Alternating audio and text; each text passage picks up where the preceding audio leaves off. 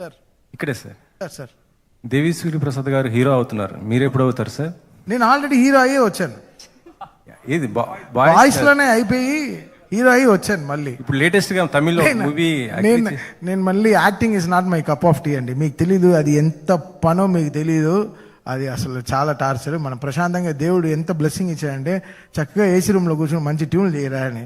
మనకెందుకు ఈ ఎండలు వడదెబ్బలు మనకెందుకు?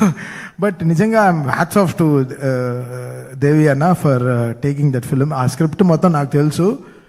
అంటే అదే బ్లాక్ బస్టర్ సినిమా అది. అంతే అంటే ఆ అన్న ప్రాణం పెడుతున్నాడు డెఫినెట్గా, మామూలుగా ప్రాణం పెట్టట్లే. అది నాకు దిల్ రాజు గారు కూడా కొన్ని లక్షలు. నేను చెప్పాను సార్, నేను ఏమన్నా 2-3 పాటలు చేయాలంటే చెప్పండి, నేను చేస్తా అని చెప్పాను. I want to collaboratively work with so many things. So because life has become so easy. నేనే నాదే ఇది కాదు కదా. సో అందరం కలిసి మలిసి పని చేసుకుందాం. సో అది కూడా నేను దిల్ రాజు గారితో చాలా మాట్లాడాను. But Yellamma blockbuster script. I think Devi గారికి ఒక పెద్ద అంటే తన యాక్టింగ్ క్యారియర్కి ఆ ఫస్ట్ సినిమానే తను చాలా పెద్దగా ఇట్ వర్క్ ఫర్ హిమ్.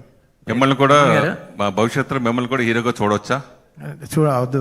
నేను బాగా స్లిమ్ అయ్యారు, అప్పుడు బాగున్నారు కదా. నాకొద్దు. పేరు ఉంది, పాపులారిటీ ఉంది. భవిష్యత్తులో వద్దండి, నేను ఏం కమిట్మెంట్ ఇవ్వదలుచుకోలేదు.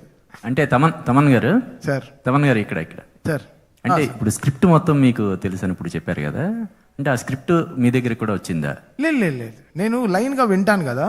రాజ్ గారు ట్రావెల్ ఉండేది కదా, గేమ్ చేంజర్ అప్పుడే ఆయన చాలా హై. అంటే మేము ఇక్కడ నుంచి డాలస్కి వెళ్ళాము ఆడియో ఫంక్షన్కి. అప్పుడు ఆయన లైన్ అంతా అంటే మాకు నిద్ర రాదు జనరల్గా. సో అప్పుడు ఫ్లైట్లో ఉన్నప్పుడు ఈ told me the line of the film. Amazing cinema. Thaman గారు సార్,